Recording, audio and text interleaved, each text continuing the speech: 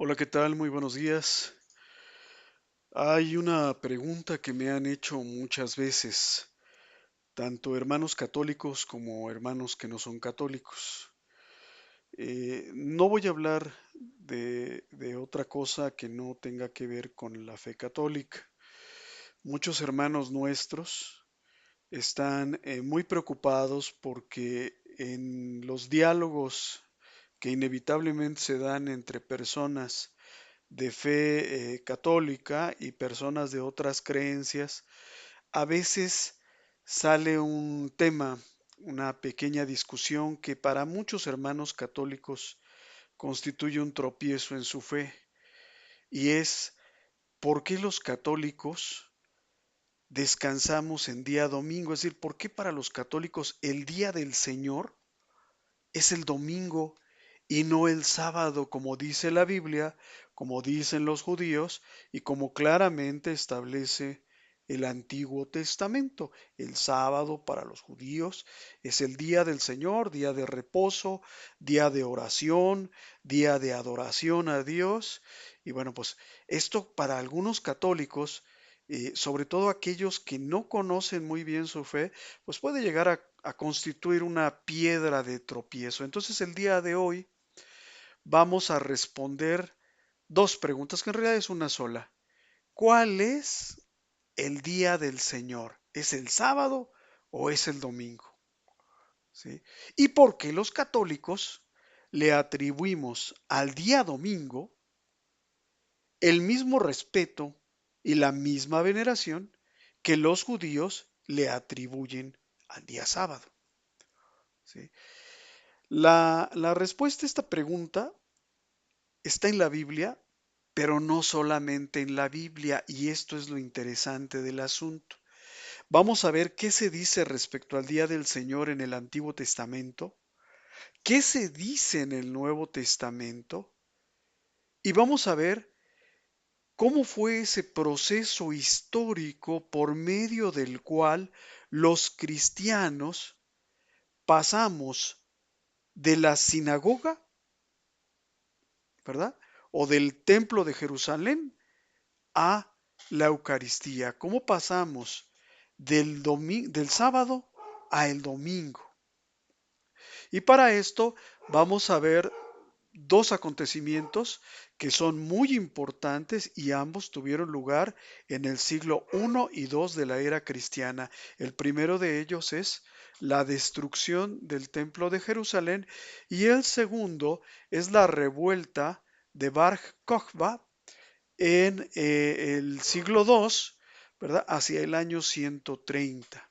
Vamos a ver qué nos dicen los padres de la iglesia respecto al Día del Señor y los posteriores desarrollos que fue teniendo en los siglos sucesivos esta fecha, como poco a poco la comunidad cristiana que Cristo fundó, que fundó prácticamente con judíos devotos, ¿verdad? Pues cómo fue que esa comunidad fue abandonando el sábado, ¿verdad? Y adoptando el domingo como día del Señor. Y vamos a ver que esto tardó aproximadamente unos 130, 150 años. Es decir, la ruptura entre la fe católica y la fe judía va a ir cristalizando a lo largo de unos 150 años y va a ser la quinta o sexta generación de cristianos la que definitivamente va a abandonar la sinagoga, va a dejar de descansar en sábado y va a dar al domingo la misma importancia que tiene para los judíos el día sábado. ¿Ok? Vamos a ver primero qué es lo que nos dice el Antiguo Testamento antes de la venida de nuestro Señor Jesucristo. En el Antiguo Testamento, para el pueblo de Israel, el día consagrado a Dios no es el domingo, es el sábado, es el día del reposo, es el día de la asamblea sagrada, el día de reunirse para el culto. En ese día también, en el sábado, se realizan o se realizaban los sacrificios especiales en el tabernáculo o en el templo. Es decir, el sábado era día para adorar a Dios. Y el supremo acto de adoración a Dios es el sacrificio. No pararse, no sentarse, no caminar, ¿verdad? No leer, sino el sacrificio. Y el sábado, para los judíos, era y es el día de Dios. En Éxodo capítulo 20, versículos del 8 al 10, leemos precisamente que Dios establece la norma del descanso sabático para el culto y la adoración a Dios. Dice Éxodo 20, versículos del 8 al 10. Acuérdate del día sábado para santificarlo. Santificar quiere decir separar, quiere decir consagrar, dedicar algo especialmente a. Continúa la cita. 6 días trabajarás y harás toda tu obra, todos tus trabajos, cultivarás tus campos, sacarás a pastar tu ganado. Pero el séptimo, el día sábado, es el día del reposo para el Señor tu Dios. Es decir, es el día en el que tú vas a descansar y se lo vas a dedicar a Dios. Ese Dios que en la obra creadora termina el viernes su creación y descansa el séptimo día, el día sábado. En Levítico capítulo 23, versículo 3, leemos, 6 días se trabajará, pero el séptimo día, o sea, el sábado, será de completo reposo, completo reposo. No vas a hacer nada, ni comprar, ni vender, ni trabajar, ni nada. Será también día de santa convocación. Ninguna obra haréis. Es día del reposo del Señor donde quiera que habites. Es día de santa convocación, es decir, de reunión del pueblo para alabar y para adorar a Dios, para recibir la educación en la fe. Hablando ya propiamente del tema de los sacrificios, leemos en Números capítulo 28 versículos del 9 al 10. El sábado es el día para adorar a Dios. Pero el día sábado, dice Números 28, ofrecerás 2 corderos de un año, sin defecto, y 2 décimas de un efá de flor de harina mezclada con aceite, como ofrenda de grano, con su libación. Este es el holocausto de cada sábado. El sábado es para adorar a Dios. ¿Cómo se adora a Dios? Por medio del sacrificio. Entonces, para el pueblo de Israel está clarísimo. El sábado, pues es el día de Dios.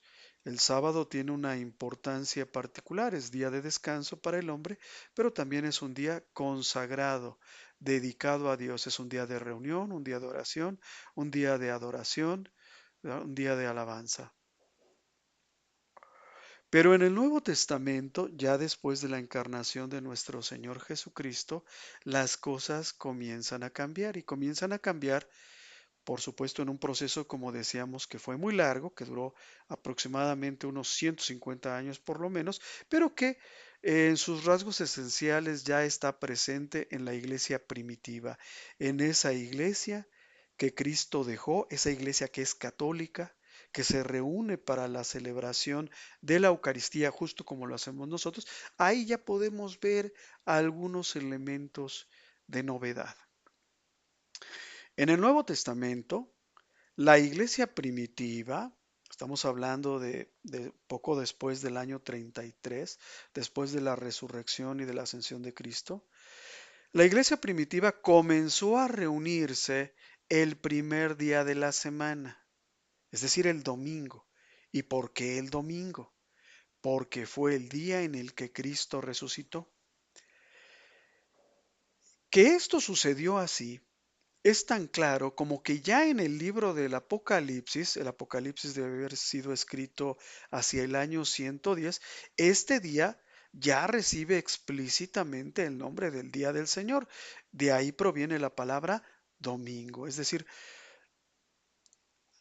antes de que se cumplieran los 100 años de la resurrección de Cristo, Ya el día del Señor existía entre los cristianos, ya se reunían para la fracción del pan, que fue el culto que Jesús instituyó para ser recordado, conmemorado por sus discípulos y sus apóstoles. Entonces vamos por partes. En Lucas capítulo 24, versículos del 1 al 6, leemos que este hecho trascendental para la fe cristiana, que es la resurrección de Cristo, tuvo lugar un día domingo. Dice Lucas capítulo 24, versículos del 1 al 6. El primer día de la semana, o sea, el domingo, muy de mañana, vinieron al sepulcro. ¿Quiénes vinieron al sepulcro? Las mujeres, ¿verdad? Trayendo las especies aromáticas que habían preparado. En las épocas de Jesús, todo lo que tenía que ver con el nacimiento y con la muerte era una atribución, una tarea que quedaba en manos de las mujeres. Las mujeres se ayudaban unas a otras a dar a luz, había parteras, pero también en el momento de la muerte se ayudaban unas a otras pues a realizar los ritos fúnebres, y uno de esos ritos fúnebres pues era perfumar los cadáveres, vendarlos, prepararlos para su sepultura. Entonces las mujeres van el día domingo para terminar los ritos fúnebres que no habían podido hacer en el cuerpo de Jesús, precisamente porque Jesús muere en viernes, ¿verdad? Y se puede decir que los agarra el sábado, ¿verdad? En el Antiguo Testamento, el sábado no comienza como comenzaría para nosotros, ¿no? A al primer minuto del día, sino que comenzaba a las 6 de la tarde. Entonces ellas las agarran a las 6 de la tarde y no pueden preparar el cuerpo de Jesús y van el domingo para terminar esos ritos fúnebres. Pero, ¿qué sucede? Y no hallaron el cuerpo de Jesús. En eso se encuentran unos ángeles que les dicen, no está aquí, sino que ha resucitado. Algunos hermanos, por ejemplo, dicen, ¿qué clase de impacto debió haber tenido en estos primeros cristianos la resurrección de Cristo como para llevarlos a cambiar el día sagrado, ¿verdad? El día de Dios del sábado para el domingo? Es decir, la resurrección de Cristo debió haber tenido un gran impacto en ellos. De la misma manera que sucedía con el sábado para los judíos, bueno, pues también para nosotros los cristianos comienza a ser día de reunión para el sacrificio de alabanza y para la fracción del pan, es decir, para la Eucaristía. En Hechos capítulo 20, versículo 7, leemos que esto ya era una costumbre común entre los primeros cristianos.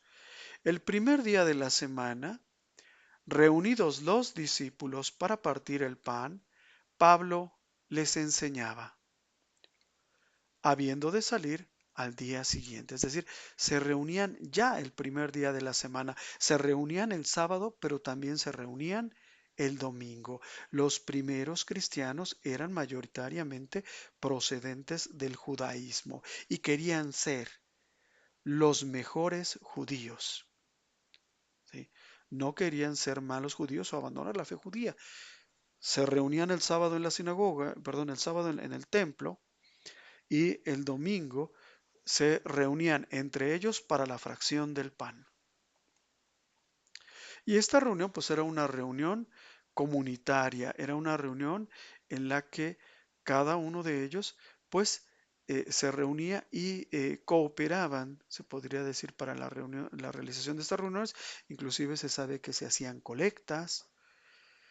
Dice San Pablo en Primera de Corintios capítulo 16 versículo 2, en cuanto a la ofrenda para los santos, es decir, para la iglesia, para los pobres, cada primer día de la semana, no dice sábado, no dice otro día, sino cada domingo, cada uno de nosotros ponga aparte algo, según haya prosperado. Es decir, esta colecta, estas ofrendas para los pobres, no se hacían en sábado, sino se hacían en día domingo.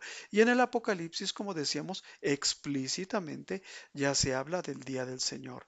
En Apocalipsis 1:10 leemos, yo, dice el apóstol Juan, estaba en el Espíritu en el día del Señor, es decir, en el domingo, y oí detrás de mí una gran voz como de trompeta.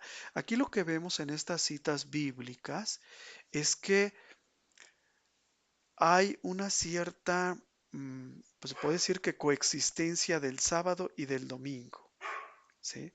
Se sigue respetando el sábado con el mismo valor y el mismo cariño que tenían por el día sábado los judíos, pero también hay actividades reservadas para los cristianos que se realizan el día domingo y no otro día. Entre el año 33 y el año 110 en que se escribe el Apocalipsis, pues hay unos 70, 80 años. Estamos hablando de primera, segunda y quizás ya parcialmente la tercera generación de cristianos en el año 110. Pero aquí lo interesante es que hay una serie de acontecimientos históricos que van a tener un impacto muy profundo en la conciencia de los cristianos. Tan es así que mucho de lo que va a suceder después, la caída del templo y la última rebelión de los judíos en 132, pues va a afectar la relación entre la Iglesia Católica y el judaísmo durante casi 2000 años. ¿Sí?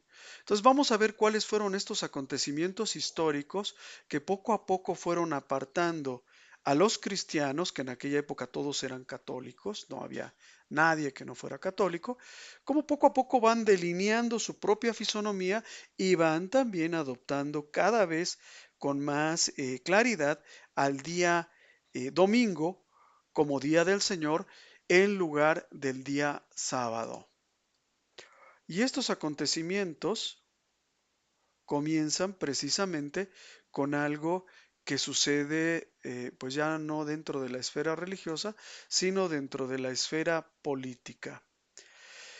La resurrección es el acontecimiento más importante, es el acontecimiento central de la fe cristiana y debió haber tenido, como decíamos nosotros, pues un profundo impacto en la conciencia de los judíos que integran la naciente comunidad cristiana, pero no fue el único acontecimiento trascendental de la fe cristiana que tuvo lugar en domingo, como decíamos. Por ejemplo, ¿verdad? Veíamos que en domingo también hay eventos o acontecimientos que sucedieron en día domingo. El día domingo concentra una serie de hitos teológicos y salvíficos esenciales que van desde la creación del universo hasta la culminación de la revelación divina con Jesucristo.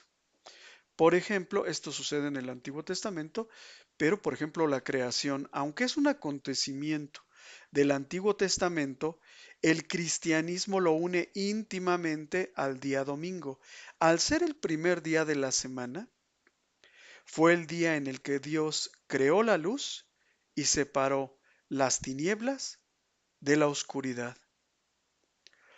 Los padres de la iglesia, es decir, los obispos y pensadores católicos de los primeros siglos, vieron en este hecho de que Dios hubiera separado la luz de la oscuridad un día domingo, la prefiguración perfecta de la resurrección de Cristo, donde Cristo, que es la luz verdadera que ilumina a todo hombre que viene a este mundo, vence a las tinieblas del pecado y de la muerte precisamente en ese primer día. Ahora bien, decíamos, la resurrección de Cristo se realizó un día domingo. En esto coinciden los cuatro evangelios. Este es el núcleo de la fe cristiana. Jesucristo venció a la muerte y resucitó corporalmente en la madrugada del primer día de la semana, es decir, del día domingo. Esto lo podemos leer en Mateo capítulo 28 versículo 1, en Marcos capítulo 16 versículo 2, en Lucas capítulo 24 versículo 1, en Juan capítulo 20 versículo 1. ¿Y qué significa esto? Significa que la nueva creación fue inaugurada en un día domingo. Y esto, en cierto sentido, viene a apuntalar la fe de la iglesia. Si Cristo no resucitó, vana es nuestra fe, dice San Pablo en la primera carta a los Corintios. Este acontecimiento fundamental por el cual la fe cristiana tiene sentido, pues se realizó en un día domingo. Los cristianos somos los únicos que creemos en la presencia real de Cristo en la Eucaristía y en la resurrección de Cristo.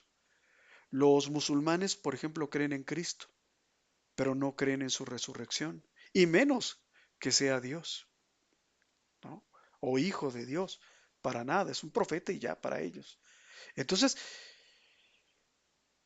la resurrección tiene lugar el día domingo, pero no solamente eso, sino que después de la resurrección de Cristo hubo varios acontecimientos que también tuvieron lugar el día domingo. Estamos hablando de las apariciones de Jesús resucitado y la institución de los sacramentos. La gran mayoría de las apariciones de Jesús a sus discípulos ocurrieron en domingo y y en ellas se definieron aspectos esenciales de la estructura de la iglesia. ¿Cuál iglesia? La iglesia católica. Por ejemplo, el encuentro de Emaús. Este hermoso pasaje lo podemos encontrar en Lucas capítulo 24, versículos del 13 al 35.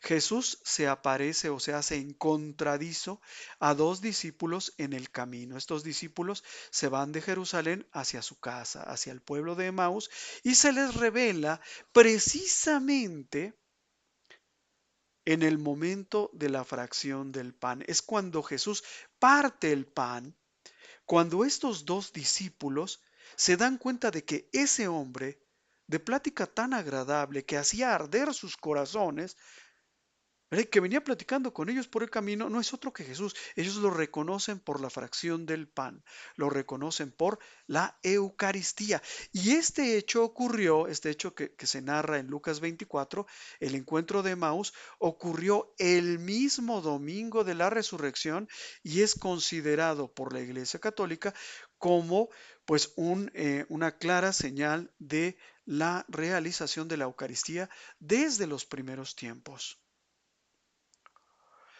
Ahora bien, la institución del sacramento de la reconciliación tiene lugar el mismo día. Esto se narra en Juan capítulo 20, versículos del 19 al 23. Al anochecer de ese mismo domingo, es decir, del domingo de la resurrección, Jesús se aparece a los apóstoles encerrados por miedo. Tenían miedo de los judíos. Habían hecho lo que habían visto, perdón, lo que le habían hecho a Jesús y bueno, pues tenían miedo. Jesús se aparece en medio de ellos y sopla sobre ellos diciendo una frase que para los protestantes no tiene ninguna importancia, pero que para nosotros vale oro, porque significa ni más ni menos que la institución del sacramento de la reconciliación. Dice aquí Juan capítulo 20, Jesús sopla sobre ellos y les da el poder de perdonar los pecados. A quienes les perdonen los pecados, les serán perdonados. A quienes no se los perdonen, les quedarán sin perdonar. También en día domingo tiene lugar la eh, confirmación de la fe de Tomás. Tomás entre los apóstoles vendría a ser algo como un hombre racionalista de nuestro tiempo, un Alejandro Olvera de nuestro tiempo, ¿no? Uno que todo lo quiere comprobar, que todo lo quiere poner a prueba, que todo lo quiere demostrar, ¿verdad? Es uno de esos hombres así medios, pues, medios pesaditos, ¿no? Entonces Tomás, pues le dicen que Jesús ha resucitado, pues él no les cree, ¿no? Y dice, mira, hasta que no lo vea yo y meta mi mano en los hoyos, en el hoyo de su costado y mi dedo en los hoyos de los clavos de sus manos, no les voy a creer nada de que Jesús resucitó. Bueno, pues 8 días después del domingo de resurrección, es decir, al siguiente domingo y otra vez en domingo, Jesús se vuelve a aparecer en el cenáculo para que el apóstol toque sus heridas, ¿verdad? Y le dice, a ver, tú, Tomás, el que no crees, no le crees a tus hermanos, que dicen que me vieron. A ver, trae acá tu mano, métela en mi costado para que compruebes que verdaderamente soy yo. En ese momento tiene lugar la confesión de fe de Tomás, de este hombre racionalista, de este hombre que podríamos decir un tanto de corazón duro. Tomás dice, Señor mío y Dios mío. Este hecho tuvo lugar en día domingo, pero tampoco fue el único. La venida del Espíritu Santo se realiza precisamente un día domingo, el día de Pentecostés. El nacimiento de la iglesia, ¿cuál iglesia? La única que Cristo fundó, ocurrió también en un día domingo. La fiesta de Pentecostés se celebraba y se celebra 50 días después de la Pascua judía, que siempre caía en sábado. Por lo tanto, el quincuagésimo día, el día número 50, invariablemente es el primer día de la semana. Y este hecho de que el Espíritu Santo haya descendido sobre apóstoles y discípulos en el seno de la iglesia primitiva, acompañados obviamente de la Santísima Virgen María, pues tiene un profundo significado para nosotros como católicos. El Espíritu Santo desciende sobre la Virgen María y los apóstoles en forma de lenguas de fuego, otorgándoles el poder, el valor y la capacidad para predicar el Evangelio a todas las naciones. Dios sella su nueva alianza con la humanidad un domingo. ¿Sí? Y por último, algo que comentábamos también, que está plasmado en el libro del Apocalipsis, en el último libro de la Biblia que contiene la visión de la victoria final de Dios y la Jerusalén celestial, le fue revelado al apóstol Juan cuando un domingo. Juan dice claramente que él recibió estas revelaciones del Apocalipsis que hablan sobre el triunfo de la iglesia en contra de Satanás, precisamente un domingo. Dice, yo estaba en el Espíritu en el día del Señor, el día domingo, y oí detrás de mí una gran voz como de trompeta. Por todas estas razones, la teología cristiana primitiva de los primeros siglos acuñó el término del octavo día para referirse al domingo o lo que para los judíos era el primer día de la semana. Al estar situado justo después del séptimo día, el sábado, el día del descanso, el día de oración y para los judíos, el domingo simboliza el tiempo que está más allá del tiempo ordinario, la eternidad, la vida eterna ganada por Cristo y el destino final del pueblo de Dios. Entonces vemos aquí que ya están presentes algunos elementos que hacen que coexista el sábado y el domingo, pero vamos más allá. Ahora vamos a los acontecimientos en la vida de los primeros cristianos que los hicieron poco a poco ir adoptando el domingo cada vez más como día de fiesta, como día de reunión, como día de culto, día de adoración a Dios, ¿verdad? E ir dejando al mismo tiempo el día sábado. Esto no sucedió de la noche a la mañana, decíamos hace un momento, sucedió en un lapso de tiempo que pues ronda los 150 años aproximadamente.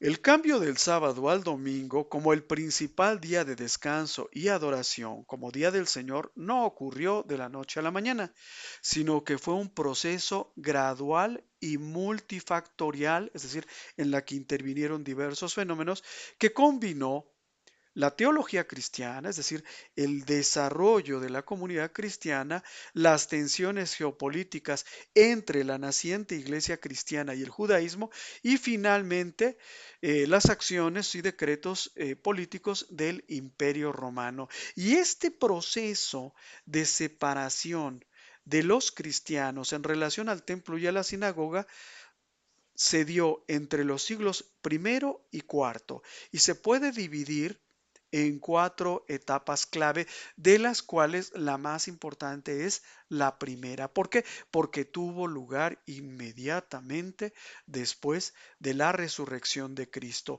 Estamos hablando de la era apostólica y post-apostólica de los siglos I y II. Estamos hablando de la primera, segunda, tercera, cuarta y quinta generación de cristianos. En los primeros años de la Iglesia, los cristianos, que eran mayoritariamente de origen judío, no veían una contradicción entre ambas celebraciones, es decir, no tenían ningún problema para reunirse el sábado en el templo, ¿verdad? Y el domingo en las casas para celebrar la Eucaristía. Los primeros cristianos que eran judíos seguían asistiendo a la sinagoga el sábado para escuchar las escrituras y al caer la noche o en la madrugada del domingo, del primer día de la semana, se reunían también en las casas para la fracción del pan, para la Eucaristía, para el culto reservado a nuestro Señor Jesucristo para conmemorar su resurrección. Sin embargo, también poco a poco se fue dando una separación de la identidad judía. Los cristianos poco a poco fueron cobrando conciencia del pertenecer a una fe que, si bien había nacido en el seno del judaísmo, pues poco a poco iba adquiriendo su propia fisonomía. Y hubo dos hechos trascendentales. El primero fue la destrucción del templo de Jerusalén, que tuvo lugar en el año 70 después de Cristo, y después en el año 132, que fue la revuelta de los judíos, la revuelta liderada por un hombre llamado Bar Kokhba. Tras la destrucción de Jerusalén y el templo por los romanos en el año 70 y la posterior revuelta de Bar Kokhba, que duró de 132 a 135, el Imperio Romano comenzó a perseguir y a aplicar impuestos severos a los judíos. Los cristianos de origen pagano, es decir, los cristianos que no eran judíos y que ya eran mayoría, se dice, por ejemplo, que hacia el año 110, cuando Juan escribe, más bien dicta el libro del Apocalipsis, porque ya estaba ciego para ese momento, se dice que ya el mayor número de cristianos ya no vivían en Jerusalén, sino que vivían en la ciudad de Antioquía, lo que hoy es Siria. ¿Sí? Entonces los cristianos de origen pagano, que ya eran mayoría, buscaron diferenciarse claramente del judaísmo para evitar las represalias romanas. Entonces tenemos tres elementos: destrucción del templo, revuelta de los judíos y estas medidas adoptadas por el Imperio Romano para de alguna manera tratar de castigar a los judíos. Los cristianos de origen pagano, los gentiles, pues no estaban tan contentos con todo este tipo de cosas. Pero vamos por partes, porque estos dos hechos que parece que no son tan importantes, en realidad sí lo son y lo son muchísimo. La destrucción del templo de Jerusalén.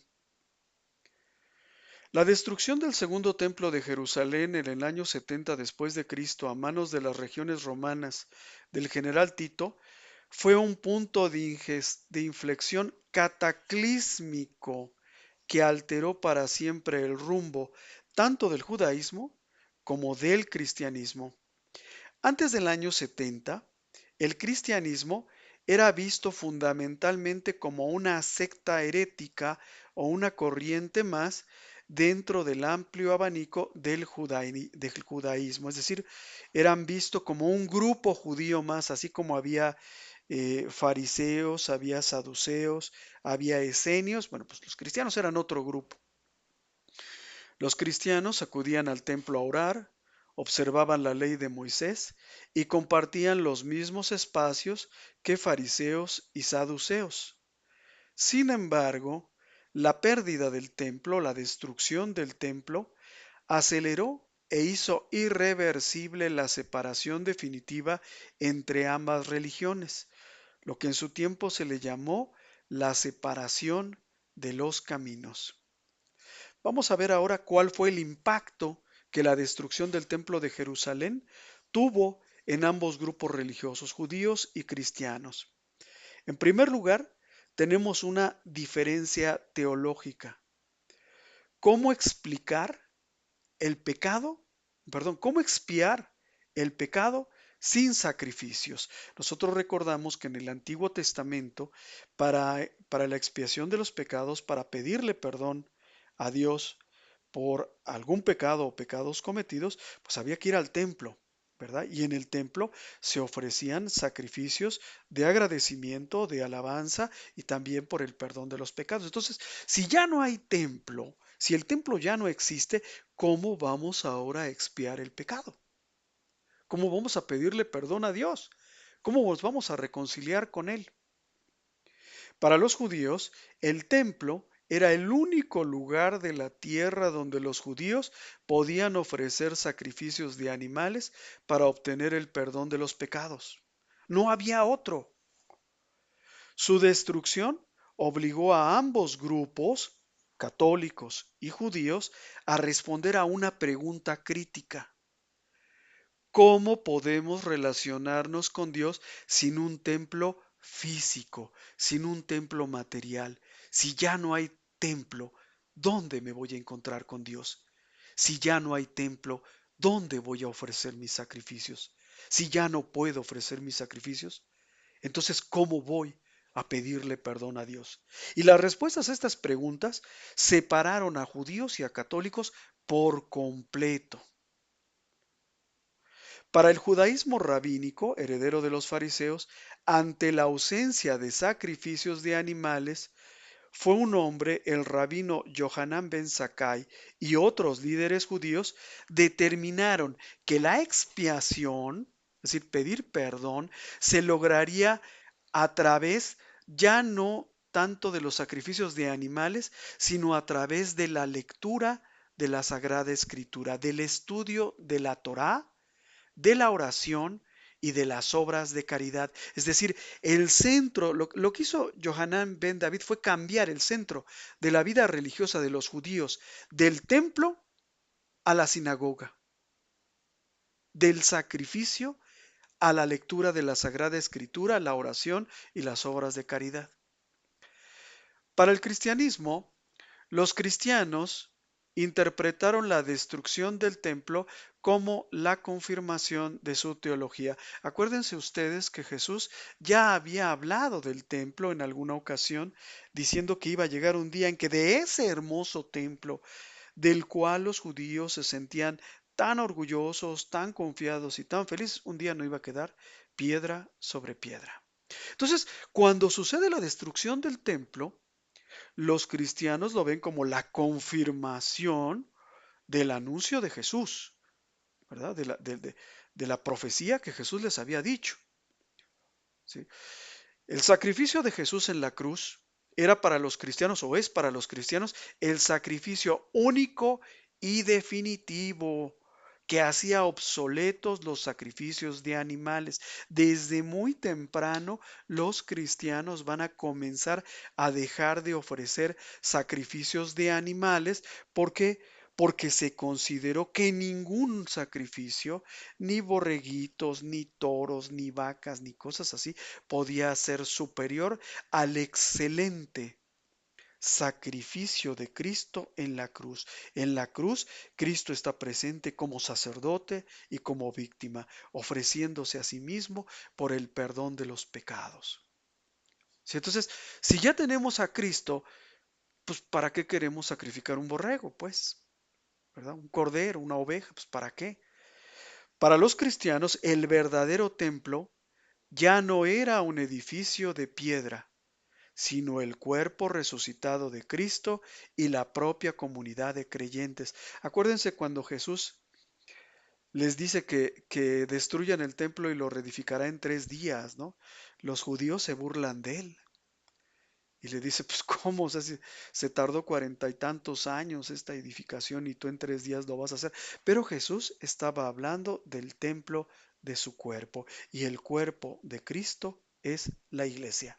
en donde Cristo es la cabeza y solo hay una cabeza, y la iglesia es su cuerpo. Esa cabeza solo tiene un cuerpo. No tiene 8 manos, no tiene 12 piernas, ¿verdad? Entonces, ellos lo ven todo esto desde una perspectiva distinta, mientras que para los judíos es el fin del mundo, para ellos es la confirmación de lo que Jesús les había enseñado. Para los judíos, solo en Jerusalén y en el templo se podía adorar a Dios. Jesús, con motivo de su conversación con una samaritana, ya les había enseñado que el lugar no era lo más importante para la adoración a Dios. Esto lo podemos leer en el Evangelio de Juan capítulo 4 versículos del 19 al 26. La mujer samaritana, una mujer no judía, una mujer pagana, le dice a Jesús: Señor, veo que eres un profeta. Nuestros padres adoraron en esta montaña. Acuérdense que había un problema. Los samaritanos adoraban a Dios en las cumbres de las montañas, ¿verdad? Era una forma, digamos, de paganismo que había contaminado la fe de Israel. Nuestros padres adoraron a Dios en esta montaña. Y ustedes, o sea, Jesús es judío, ¿verdad? Le dice, ustedes los judíos dicen que es en Jerusalén, en concreto en el templo, donde se debe adorar.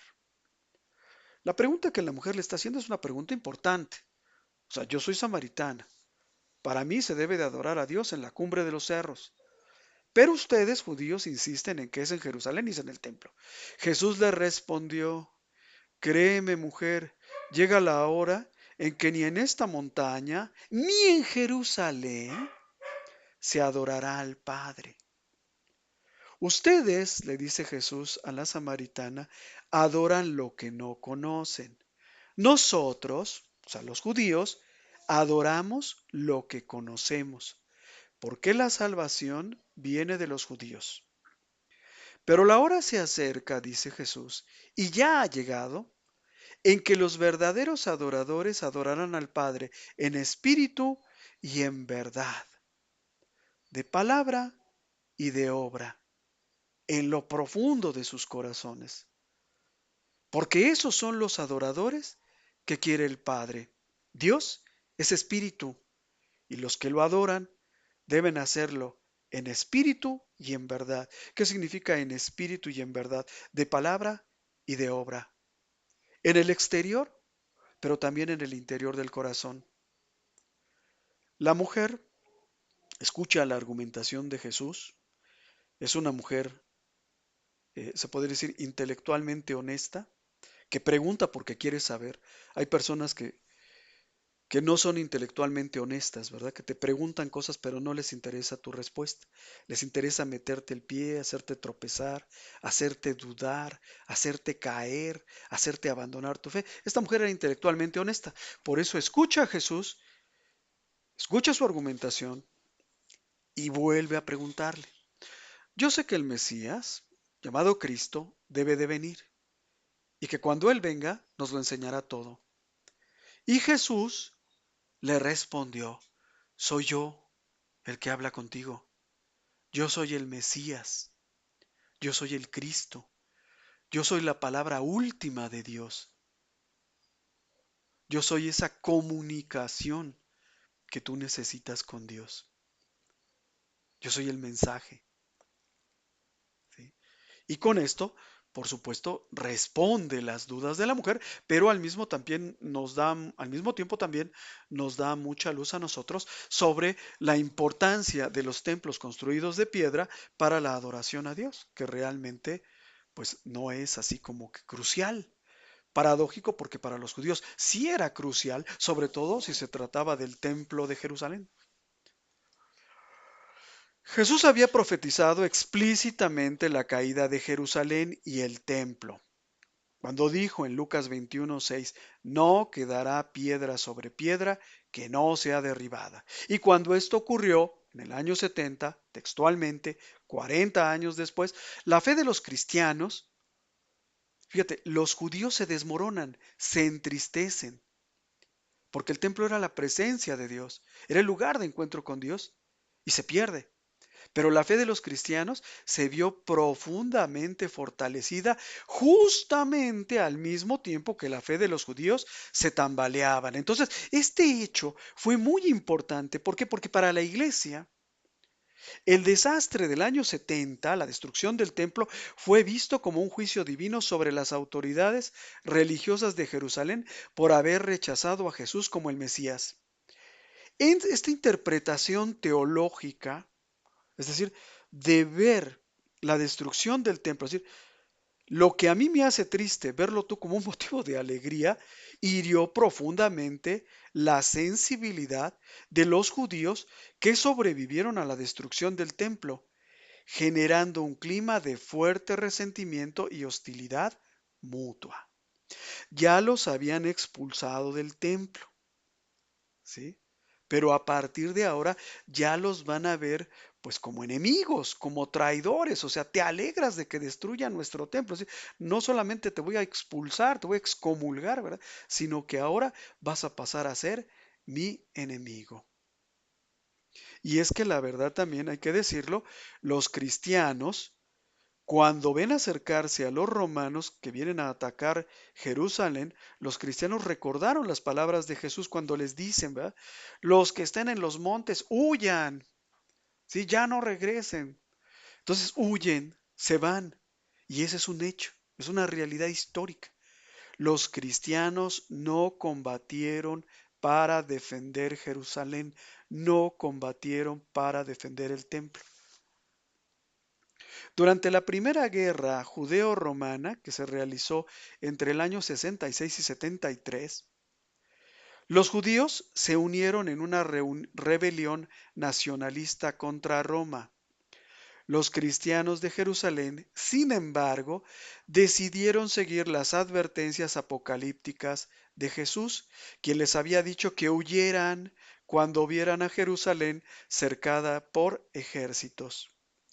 Según el historiador eclesiástico Eusebio de Cesarea, la comunidad cristiana de Jerusalén huyó a la ciudad de Pella, que se ubica en lo que hoy es Jordania, antes de que comenzara el asedio final. Corrieron. El impacto para los judíos que luchaban y vieron morir a sus familias fue muy grande. La huida de los cristianos fue vista como una traición cobarde al nacionalismo judío. A partir de ese momento, los cristianos, perdón, ya no solo serán vistos como disidentes religiosos, sino como apátridas y traidores políticos. Ya no es que creas cosas que no creo yo, es que ya ahora eres mi enemigo, ahora eres mi adversario, no solamente en el terreno de las creencias, sino en el terreno político militar. Un poco más adelante, unos 60 años más adelante, va a suceder otro acontecimiento. Los judíos van a volverse a rebelar contra Roma y esta vez va a ser la última. Van a reunir un ejército y se van a lanzar contra los romanos. Tras la caída de Jerusalén en el año 70, los líderes judíos se reunieron en la escuela de Jabnia para reorganizar el judaísmo y asegurar su supervivencia, para proteger la pureza de la fe judía frente a las herejías alrededor del año 85. En ese año o en ese contexto se modificó una de las oraciones centrales del judaísmo, la Amidá, y también tuvo lugar un acontecimiento muy importante que fue parte de la ruptura entre los cristianos y los judíos, que fue la retirada de las sagradas escrituras de los judíos de los últimos 7 libros del Antiguo Testamento, ¿verdad? El libro de Macabeos 1, Macabeos 2, Ruth, todos esos libros que no figuran en la Biblia protestante ni en las escrituras judías fueron retirados. Esta fue una decisión. Sacar estos libros no fue decisión de Lutero, como piensan algunos, fue decisión de los maestros judíos, de los fariseos reunidos en el concilio de Yabnia, que debió haberse realizado hacia el año 85. En aquellas épocas el tiempo no se contaba así no era tan estricto como era para nosotros, ¿no? Algunos dicen que fue en el año 85, otros dicen que fue en el año 92, pero este hecho también fue muy importante porque querían purificar la fe judía de todos esos elementos extraños, principalmente del cristianismo. Entonces querían romper con el cristianismo. Y para romper se les ocurrió la idea de quitarle los últimos 7 libros al Antiguo Testamento, a manera un poco de dejar la fe cristiana, como decimos aquí en México, dejar a los cristianos colgados de la brocha, ¿no? Eh, Hacer un silencio bíblico los últimos 300 años antes de la llegada de Cristo. Un buen día, de la noche a la mañana, surge un loco, ¿verdad? En medio del desierto, que dice que es el Hijo de Dios, un tal Jesús de Nazaret, que era un impostor, un embaucador. Entonces, esa era la idea, dejar al cristianismo sin sustento histórico, romper su relación con la fe judía. Cuando llega Lutero, Lutero era un hombre muy inteligente, era doctor en teología, pero tenía errores. No sabía de historia, no sabía de Yabnia. No sabía cómo se conformó el canon de la Biblia. Sabía que la Biblia era palabra de Dios y lo creía fanáticamente, pero no sabía cómo llegó a existir.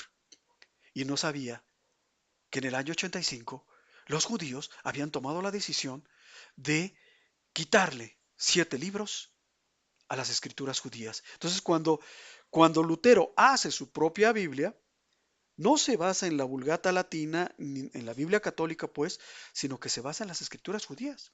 Y en las escrituras judías pues no están esos 7 libros.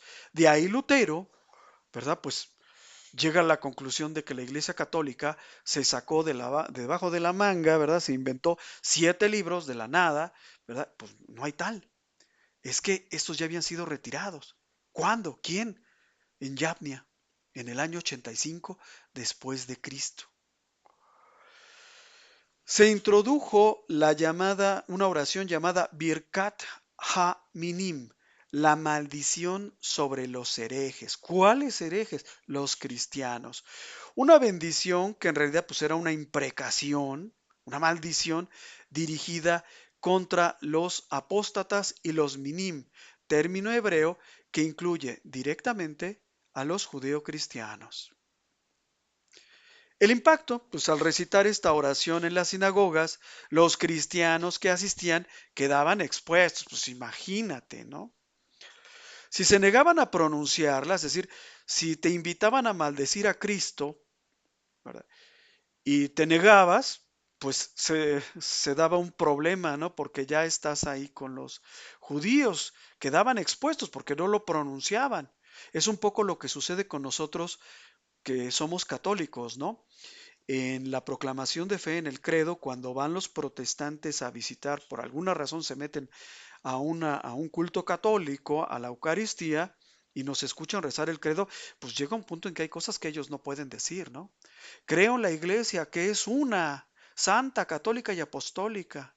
Jesús nacido de Santa María Virgen, pues yo como sectario, perdón, pero yo no lo puedo decir. Eso les pasaba también a los primeros cristianos. Los invitaban a un templo judío, a una sinagoga, y llegado el momento de maldecir a los cristianos, pues eran identificados y expulsados formalmente de la comunidad judía.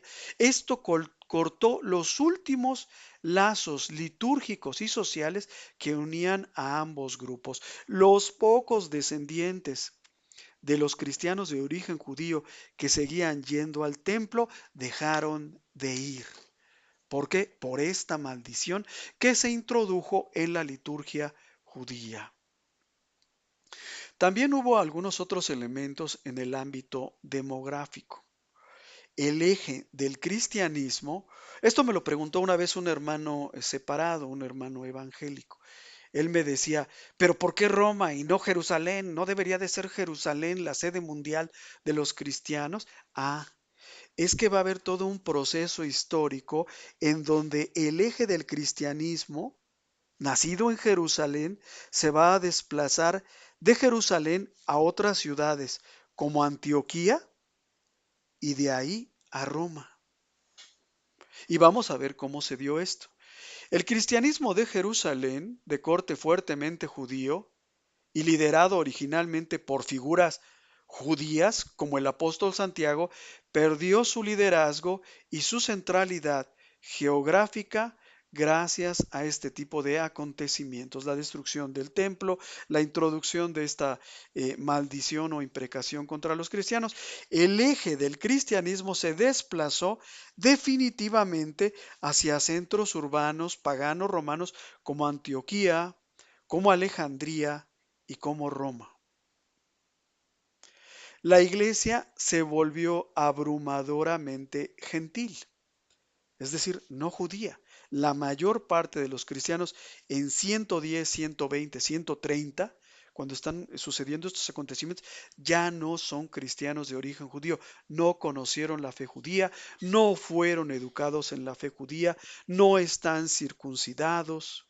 ¿Sí? No tienen ya prácticamente ninguna relación con el judaísmo. Entonces, la iglesia se volvió mayoritariamente gentil. Al perder sus raíces e instituciones hebreas compartidas, los nuevos cristianos ya no sentían afinidad cultural por el judaísmo, lo que facilitó que la literatura cristiana de los siglos I y II adoptara un tono cada vez más apologético y eventualmente antijudío. Es decir, poco a poco nos vamos a ir no solamente separando, sino que va a surgir un clima de hostilidad que va a estar presente entre judíos y cristianos prácticamente hasta la Segunda Guerra Mundial, no hace muchos años, no hace ni 100 años. Entonces, recapitulando esta parte de la destrucción del templo, la destrucción del templo de Jerusalén hacia el año 70 después de Cristo despojó al judaísmo y al cristianismo de su matriz común, templo, oración, obligó al judaísmo a replegarse sobre la ley y la sinagoga para sobrevivir a la dispersión y al mismo tiempo impulsó al cristianismo a independizarse por completo, presentándose ante el Imperio Romano como una religión nueva y global, no emparentada ya con la nación judía. La convivencia fraternal entre judaísmo y cristianismo terminó, dando paso a siglos de tensa separación y rivalidad teológica. A partir de aquí nos separamos. Vamos a hablar de qué pasó con los cristianos, qué pasó con la Iglesia Católica en ese momento, pero antes de hacerlo, vamos a hablar de qué pasó con nuestros hermanos, los judíos. Hasta el año 70, hasta el año 100, todavía medio caminábamos juntos. ¿Sí? Hasta el 85 se podría decir, medio que caminábamos juntos. Pero vamos a ver qué camino tomaron ellos. Y para eso es importante reflexionar y tratar de entender la mentalidad judía. Qué tan fuerte, qué tan triste, qué tan catastrófico, ¿verdad? Fue para los judíos la destrucción de Jerusalén y la destrucción del templo. Esto nosotros no lo podemos entender. Nosotros como católicos estamos acostumbrados a que si un templo se cae, pues como es piedra, pues lo volvemos a levantar, ¿no? Y si se vuelve a caer, pues lo volvemos a levantar.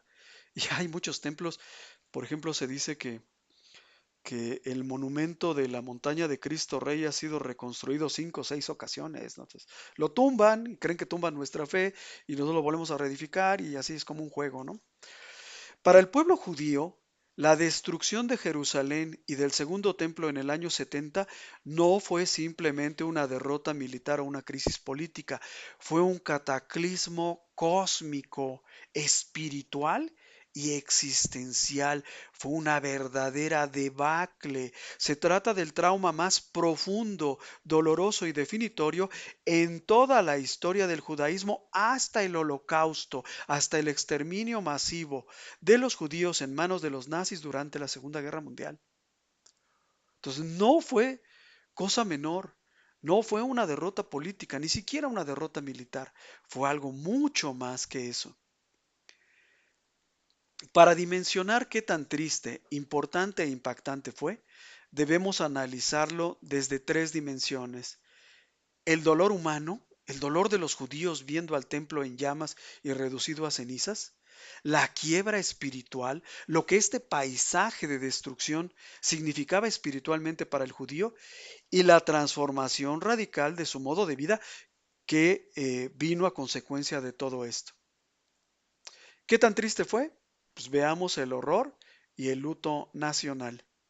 El asedio de Jerusalén por las legiones romanas duró varios meses y sumió a la población en niveles de desesperación y sufrimiento infrahumanos.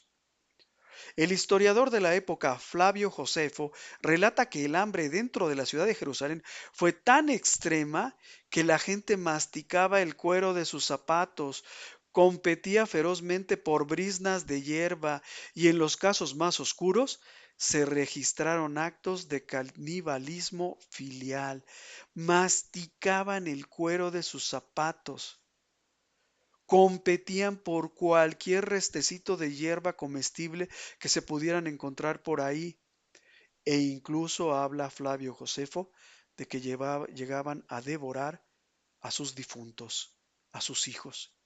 Josefo estima que más de 1 millón de judíos murieron durante el asedio y las masacres posteriores, y cerca de 97,000 fueron capturados como esclavos.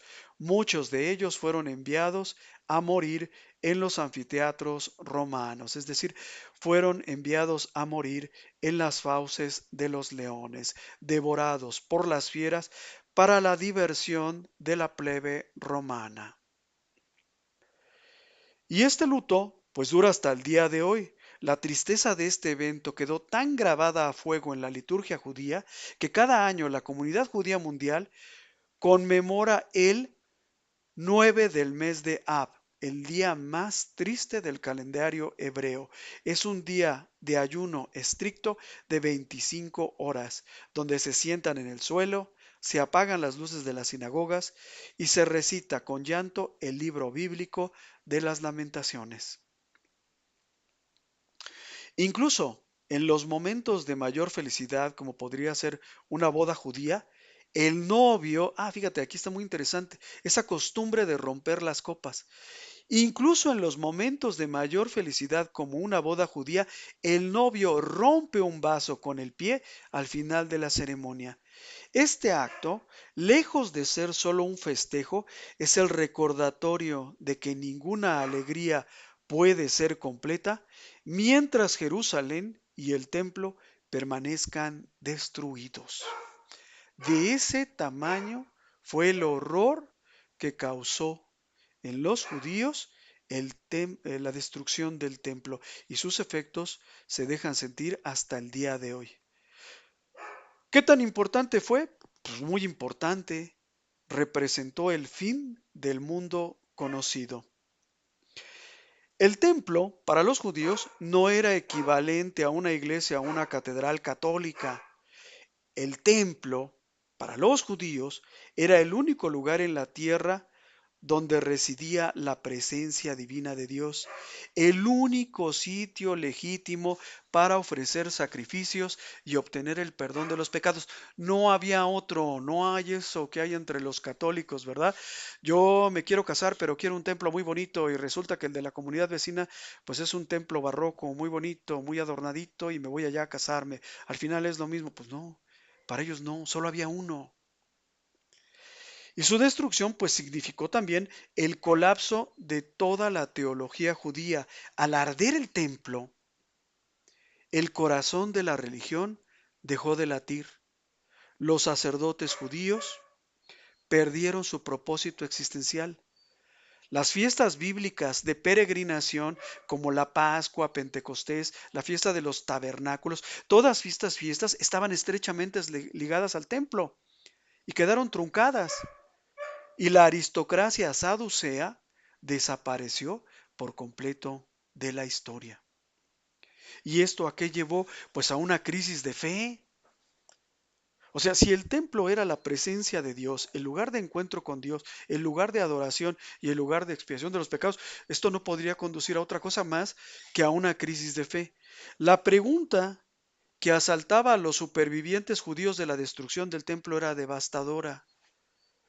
Si somos el pueblo elegido de Dios y la Biblia dice que somos, ¿por qué Dios permitió que los paganos destruyeran su propia casa?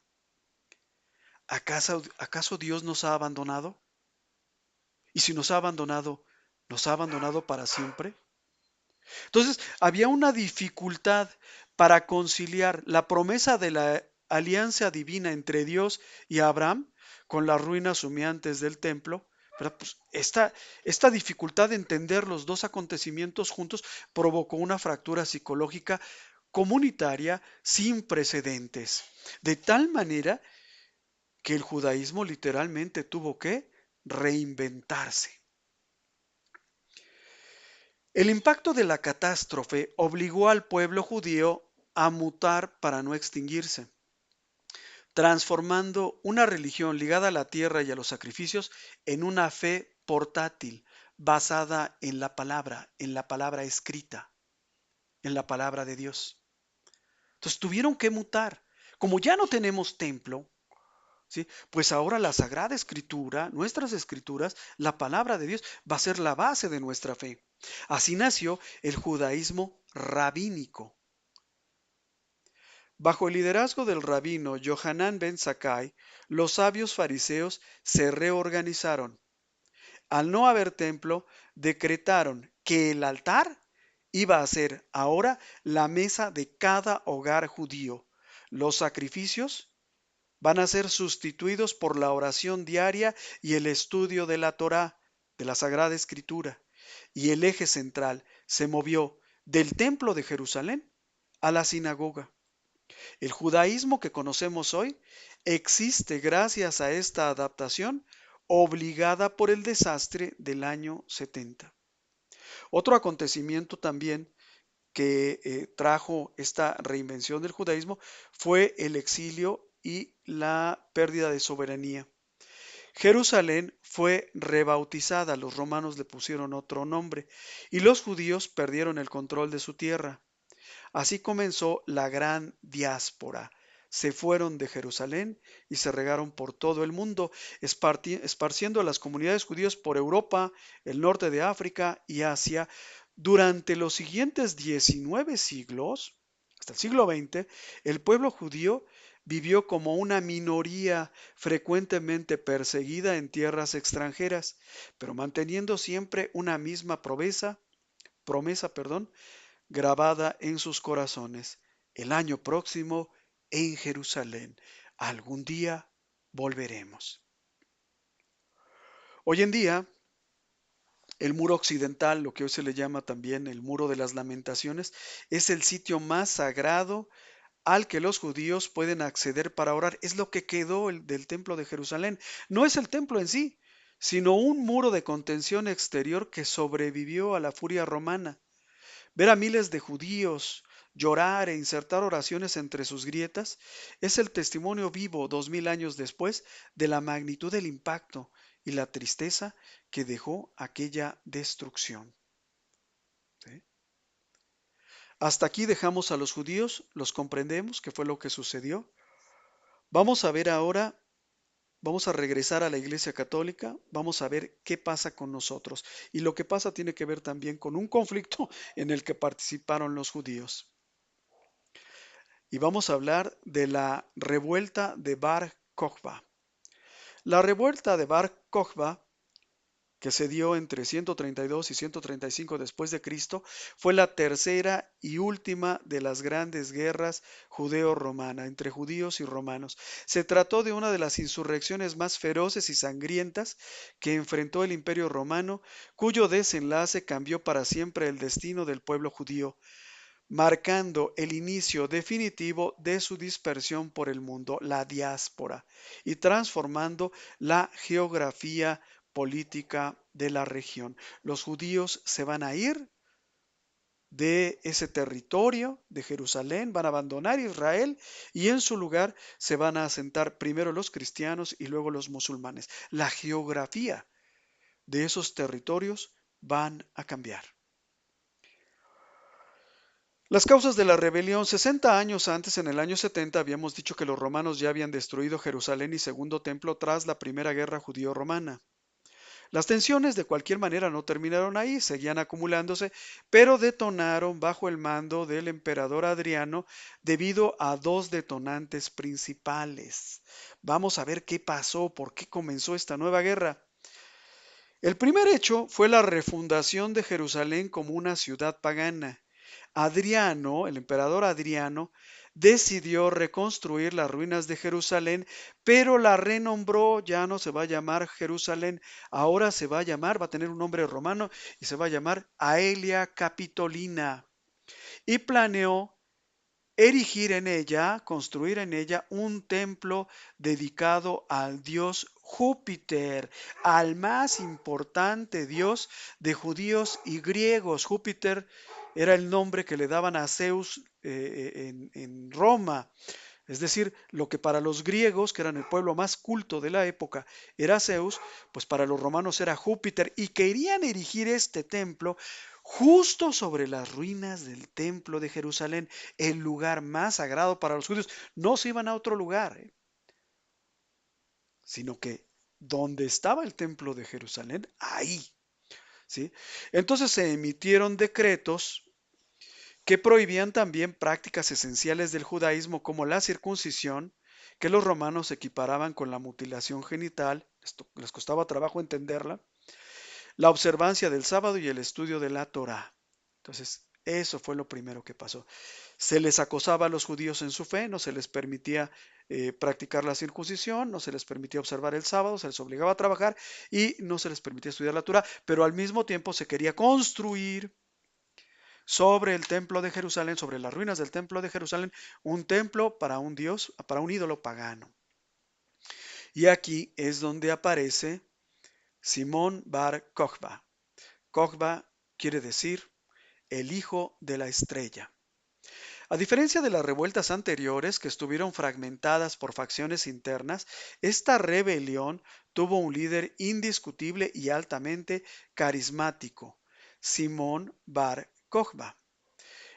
El rabino más importante de la época, Rabí Akiva, vio en él, es decir, en Simón, al líder militar que liberaría a Israel y lo proclamó formalmente como el Mesías. Si se acuerdan que Jesús tuvo mucho ese problema de que le preguntaban si era el Mesías y había otros que se hacían llamar como el Mesías y antes y después de Jesús hubo muchos que se proclamaron Mesías.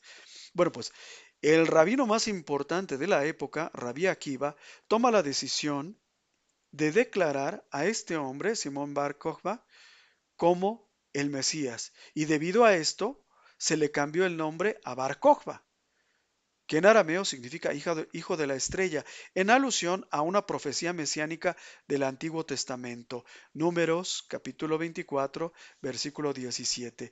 Una estrella saldrá de Jacob. Pues bien, Rabí Akiva dice, esta estrella ya llegó y es precisamente Simón, y él va a dirigir la guerra contra Roma. Y esto ya se lo habían pedido a Jesús, ¿eh? ¿Es ahora que vas a restablecer la soberanía de Israel? Entonces, nombran a uno para que dirija la guerra contra Roma. Bar Kokhba demostró ser un estratega militar brillante.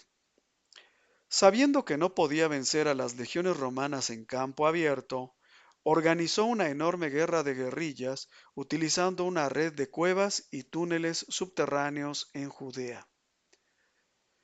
Al principio tuvieron éxito. Los rebeldes emboscaron a las fuerzas romanas, expulsándolas de Judea y logrando establecer un Estado judío independiente que duró casi 3 años. Llegaron a acuñar sus propias monedas con inscripciones como Año 1 de la redención de Israel. Pero vino la respuesta de Roma. Ante la pérdida de legiones enteras, ahí se perdió la famosa Legión número 12, fue completamente destruida. Adriano llamó a su mejor general, Sexto Julio Severo, que estaba en Britania, y Severo fue enviado a combatir a los judíos. Aplicó una estrategia de desgaste y tierra quemada. ¿Qué significa tierra quemada? Pues básicamente matar a todo lo que se mueva, ¿no? Quemar las casas, quemar los campos, hacer imposible la vida ahí. Sitió a las fortalezas judías una por una, cortando sus suministros. El último bastión rebelde judío en caer fue la fortaleza de Betar, al suroeste de Jerusalén, y esto ocurrió en el año 135 después de Cristo. La fortaleza cayó y Bar Kokhba murió en combate. La derrota militar de Bar Kokhba tuvo también consecuencias devastadoras. ¿Por qué?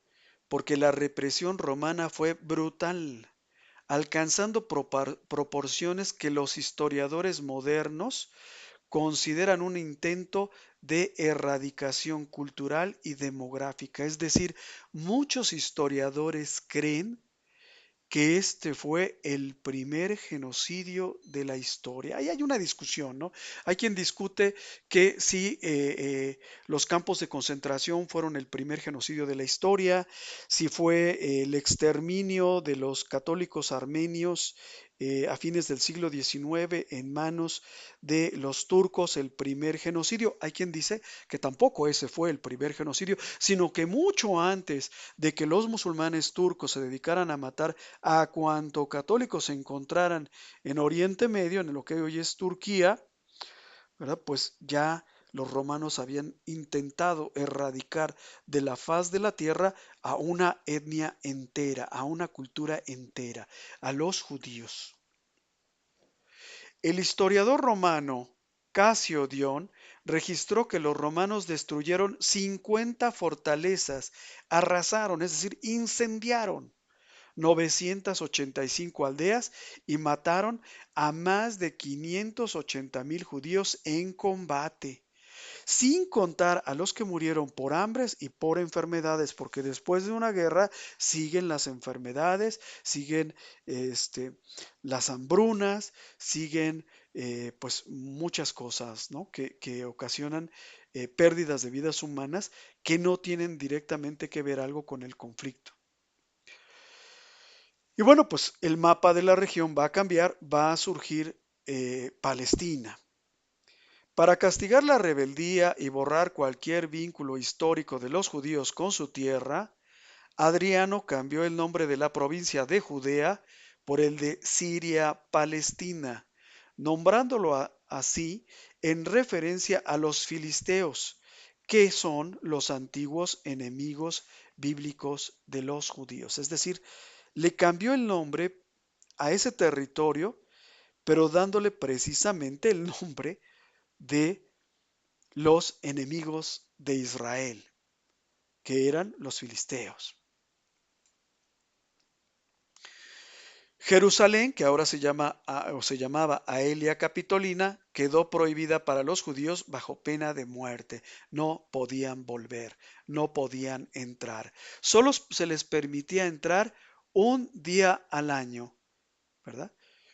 El llamado, perdón, lo voy a decir no, no sé hablar hebreo, el día de Tisha B'Av, solo se les permitía entrar ese día para llorar ante el muro occidental, el que hoy llamamos el muro de las lamentaciones. Y el éxodo, otra consecuencia fue que el éxodo de judíos pues se amplificó.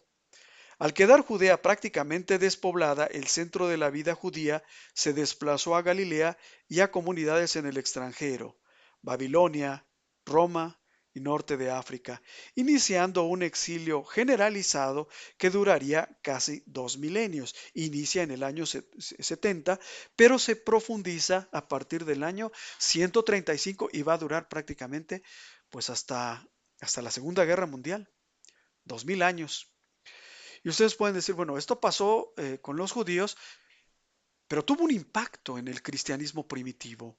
Estamos hablando del año 135, 150. Ya probablemente ya falleció el último de los apóstoles, el apóstol Juan. Se inicia la era de los padres apostólicos. Es decir, de aquellos como San Ignacio de Antioquía, bueno, San Ignacio muere en 110, pero hay otros que ya conocieron a los apóstoles y que todavía viven, y en ellos va a tener un impacto todo esto. Esta revuelta también aceleró la separación definitiva entre el judaísmo y el cristianismo. Como los cristianos reconocían a Jesús como el Mesías, se negaron rotundamente a unirse a las fuerzas de Bar Kokhba y a reconocerlo a él como líder mesiánico. Esto provocó que los rebeldes judíos que se rebelaron junto con Bar Kokhba, los persiguieran como traidores, les ajusticiaran y les mataran. Es decir, estos rebeldes que se organizan para pelear contra Roma, no solamente pelean contra Roma, sino también contra los cristianos. ¿Por qué? Porque se niegan a reconocer a Bar Kokhba como Mesías. Y entonces esto pues profundiza la brecha identitaria entre ambas religiones y al mismo tiempo la enemistad entre nosotros. Bueno, pues tenemos entonces dos acontecimientos fundamentales ignorados por la mayor parte, yo diría no solamente de católicos, sino también para otras congregaciones cristianas que van a ir poco a poco motivando la separación entre el judaísmo y cristianismo. Estamos en el siglo I y II de nuestra era. Sin embargo, pues va a haber otros acontecimientos que van a suceder y van a ser percibidos por la comunidad cristiana. Y de hecho ahora me gustaría hablar más acerca de cómo vivieron todos estos acontecimientos históricos, las guerras de los judíos contra Roma, la destrucción del templo de Jerusalén, la insurrección, de Bar Kokhba, cómo lo vivieron los cristianos. Y para esto es muy importante acudir a los escritos de lo que se le llama los padres de la iglesia. ¿Quiénes son los padres de la iglesia? Pues los padres de la iglesia son los primeros obispos y escritores cristianos que aprendieron el Evangelio directamente de los apóstoles. Ellos ya no conocieron a Cristo, pero conocieron a algún apóstol y ellos nos dejaron su testimonio. Algunos fueron discípulos de algún apóstol, otros del discípulo del apóstol y así sucesivamente. Pero estamos, digamos, en una época relativamente temprana de la historia del cristianismo en donde todavía está muy fresca en la memoria de lo que Jesús enseñó, de lo que sucedió en las primeras comunidades. Para el siglo segundo, la literatura cristiana primitiva ya muestra que el domingo se había consolidado como el día del Señor, como el día de identidad propiamente cristiano, dejando el sábado como una práctica puramente judía. Hay varios escritos, el primero de ellos es la Carta de Bernabé, fechado aproximadamente hacia el año 130, en donde se explica que el sábado representa el final de la primera creación, mientras que el domingo, el octavo día, representa el inicio de la nueva creación de Cristo. Es decir, aquí este cristiano de nombre Bernabé, pues ya nos habla de la ruptura entre lo que es el sábado y el domingo. Lo que para los judíos es el sábado, para nosotros va a ser el domingo. Ellos hablan de la antigua creación y nosotros de la nueva creación en Cristo. En el año 155, ya después de la derrota de la insurrección de Bar Kokhba, San Justino Mártir, año 155, repito, en su primera apología, describe detalladamente cómo eran las reuniones de los cristianos, qué hacían el domingo. Y vamos a ver que hacían exactamente lo mismo que, bueno, no exactamente, pero algo muy parecido a lo que hacían los judíos.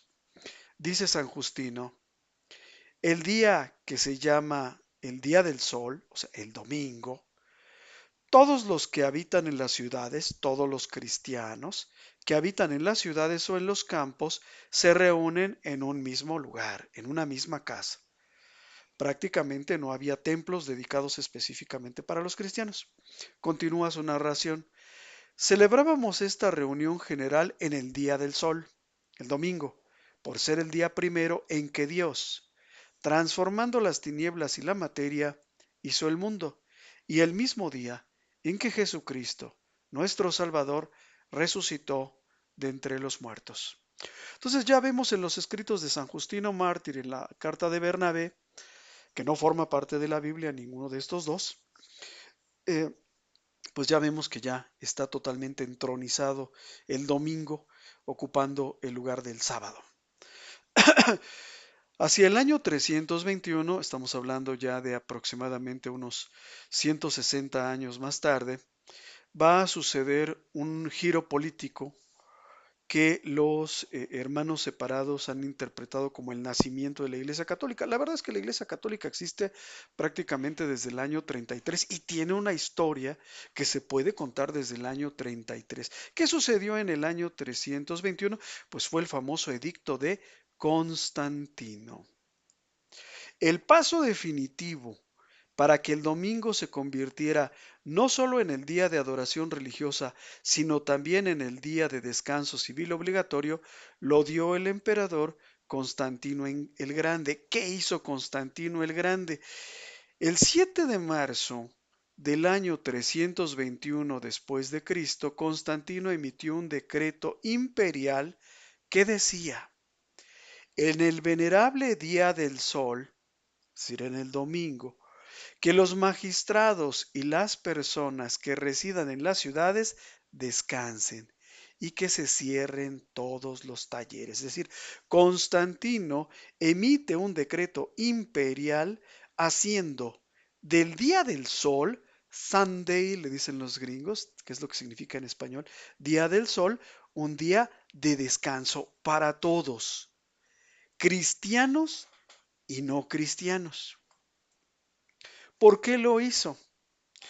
Constantino buscaba unificar el imperio y el domingo era un día estratégico.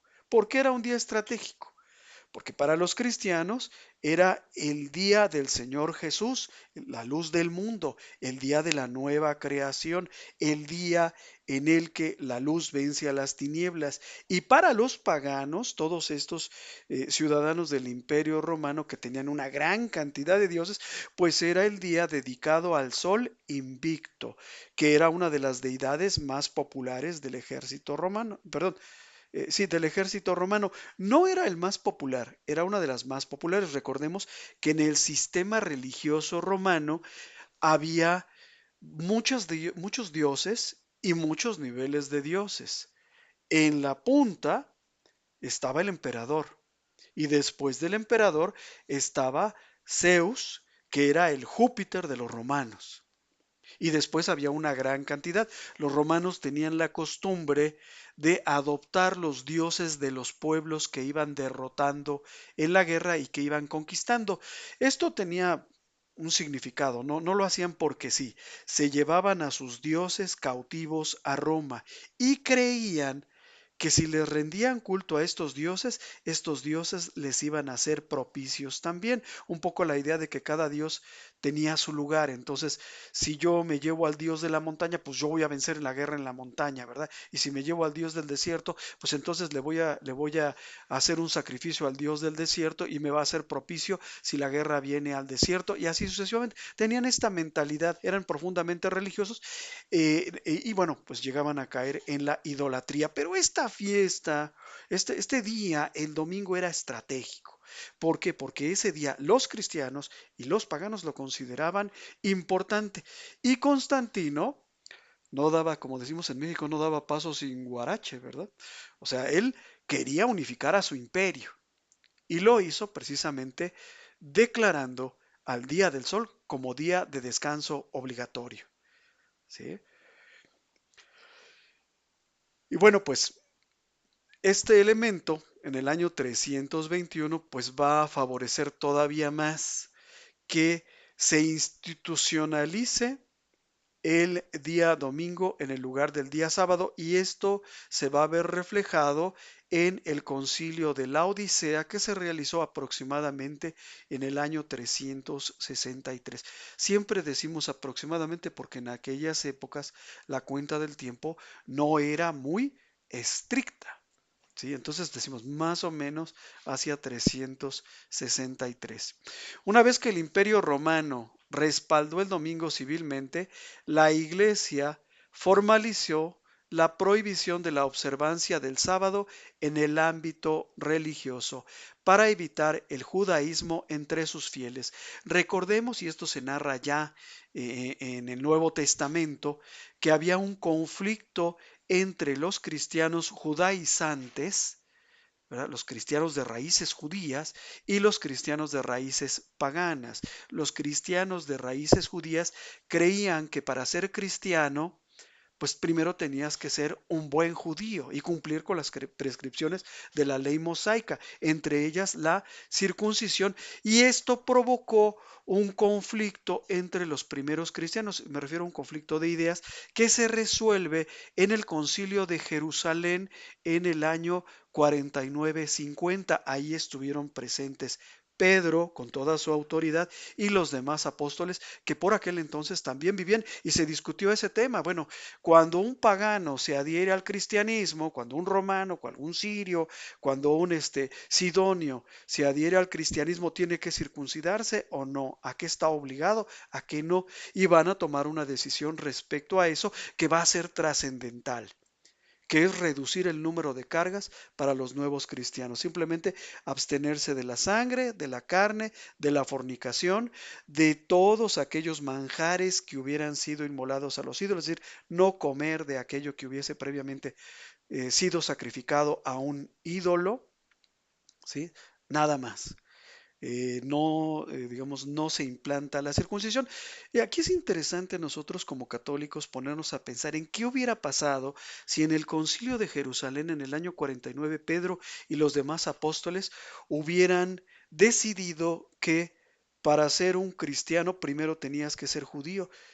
Pues probablemente la comunidad cristiana hubiera seguido siendo pequeña, se hubiera quedado en una región del mundo, en Oriente Medio, y no sería la religión cristiana lo que es hoy, porque tendría muchas trabas desde su interior para su expansión. Por eso algunos enemigos de la iglesia culpan a San Pablo como el gran hereje, ¿verdad? El que pervirtió el cristianismo, pero la realidad es que sin San Pablo seríamos una secta como las miles y miles de sectas que hay, ¿sí? En el concilio de la Odisea, en el canon número 29 del concilio, se declara, los cristianos no deben judaizar, es decir, no deben imitar a los judíos descansando el sábado, sino que deben trabajar en ese día, dando la preferencia al día del Señor, al domingo, ese día en el que Jesús resucitó, ese día en el que vino el Espíritu Santo, descansando, si es posible, como cristianos. Pero si se descubre, dice el concilio de la Odisea, que son judaizantes, que quieren vivir, ¿sí? Eh, como judíos, si quieren seguir practicando las prescripciones del Antiguo Testamento, renunciando a la gracia de Cristo que murió por nosotros en la cruz y haciendo toda esa serie de cosas extrañas que hacían los judíos, principalmente la circuncisión, los ritos de ablución y todo esto, sean anatemas, es decir, sean excomulgados de Cristo. Si quieren vivir bajo la ley y no bajo la gracia, perfecto, sean anatemas, sean excomulgados. Entonces vemos aquí que el proceso no fue de la noche a la mañana, que duró pues muchos siglos, yo diría que por lo menos 150 años, así aproximadamente, y que en realidad pues es todo un conjunto de eventos que contribuyeron primero al distanciamiento entre católicos y judíos y luego a la enemistad. Todo esto va a venir a terminar, lo comento solamente como, pues como comentario final, porque todo esto va a venir a terminar a raíz del shock que fue el nazismo y la Segunda Guerra Mundial. El dolor, el sufrimiento, la mortandad del pueblo judío, las humillaciones y los maltratos de los que fueron objeto, llegaron al colmo en el Holocausto, en la Segunda Guerra Mundial, y obligó a los católicos a replantearse el tema de Israel. O sea, ¿cuál es nuestra relación con el pueblo judío? ¿Somos enemigos? ¿Somos enemigos por la historia? ¿Somos enemigos por la fe? ¿Seguimos siendo enemigos? ¿Qué pasó con aquel grito que se escuchó cuando Jesús estaba siendo condenado a morir en la cruz? Caiga su sangre sobre nosotros y sobre nuestros hijos. ¿Aplica para todos los judíos? ¿Debemos de ser enemigos eternamente? ¿Tiene sentido que haya un antisemitismo cristiano? ¿Es eso racional? Y sobre todo, ¿qué le debemos los católicos a los judíos? ¿Nada? ¿Mucho? ¿Todo? ¿O qué les debemos? ¿Cuál es nuestra relación? Y hay un documento muy interesante del Vaticano sobre este tema, ¿no? El pueblo judío en las Sagradas Escrituras, que es parte de todo ese debate acerca de la relación entre cristianismo, bueno, ya sería, como ya hay muchas sectas y cada quien inventa su propia iglesia, pues ya sería entre el cristianismo católico y el cristianismo, perdón, y el judaísmo, ¿no? Y es muy interesante porque, por ejemplo, si ustedes lo ven en la guerra que está librando Estados Unidos e Israel, hay muchos cristianos que se llaman a sí mismos judíos mesiánicos o judíos sionistas. El sionismo es la versión judía del nazismo. ¿Sí? Es el nacionalismo judío exacerbado y destructivo. Y muchos cristianos protestantes adhieren al sionismo. Y dicen, bueno, pues si Israel es el pueblo de Dios, tiene derecho a matar, tiene derecho a robar, tiene derecho a violar, tiene derecho a todo porque son el pueblo de Dios y nosotros como cristianos, fieles seguidores del libro, ¿verdad? Pues tenemos que seguir lo que dice el libro y entonces si ellos matan, pues nosotros hacernos de la vista gorda y que Dios los bendiga y que sigan matando mucha gente. Pues no. ¿Por qué? Porque da la casualidad, y aquí la historia vuelve a ser importante, que los palestinos que en este momento están siendo cruelmente masacrados por los judíos, los palestinos son mayoritariamente musulmanes, no sé, un 90, 98%, pero también hay palestinos cristianos que también están siendo robados, que también están siendo asesinados, que también están siendo despojados de sus propiedades, que también están siendo humillados por el, entre comillas, pueblo de Dios, el pueblo de Israel. Entonces la historia es muy importante para comprender no solamente por qué nosotros, los católicos, pues tenemos como día del Señor al domingo y no al sábado, como dice la Sagrada Escritura, y también para comprender por qué nosotros, como católicos, no apoyamos los crímenes que está cometiendo Israel en este momento. Si eres el pueblo de Dios, pues estás obligado a demostrarlo. Como dicen por ahí, pues si eres del pueblo de Dios, que se te note, ¿no? Aunque sea tantito.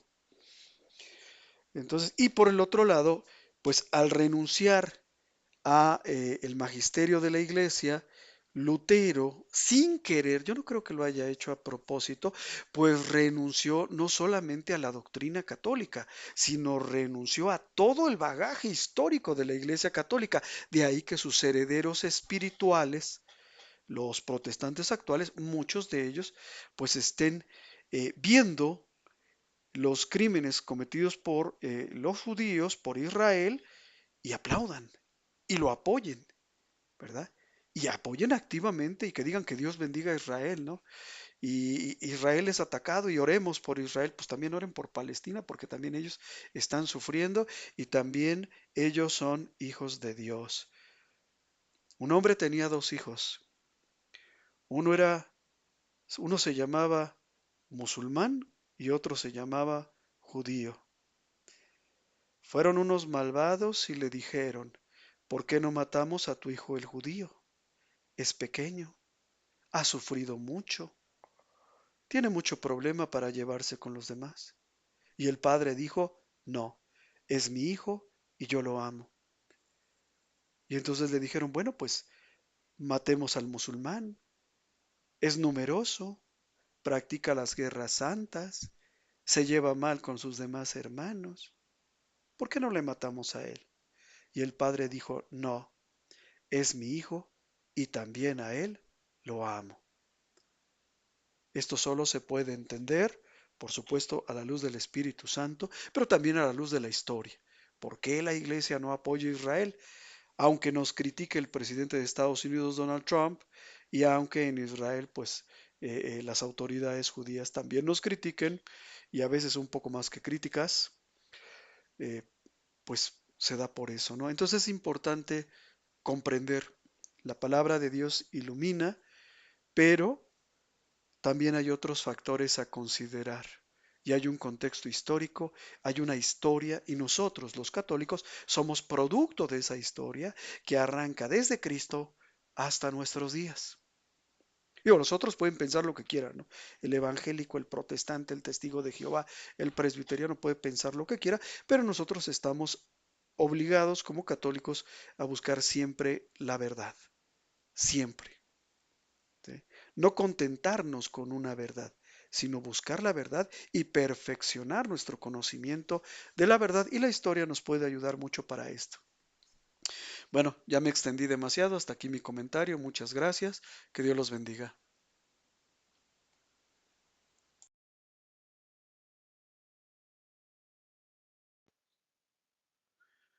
Muchas gracias por tu atención, esperamos que este video haya sido de tu agrado. Nuestro trabajo se mantiene gracias a las aportaciones de amigos y benefactores.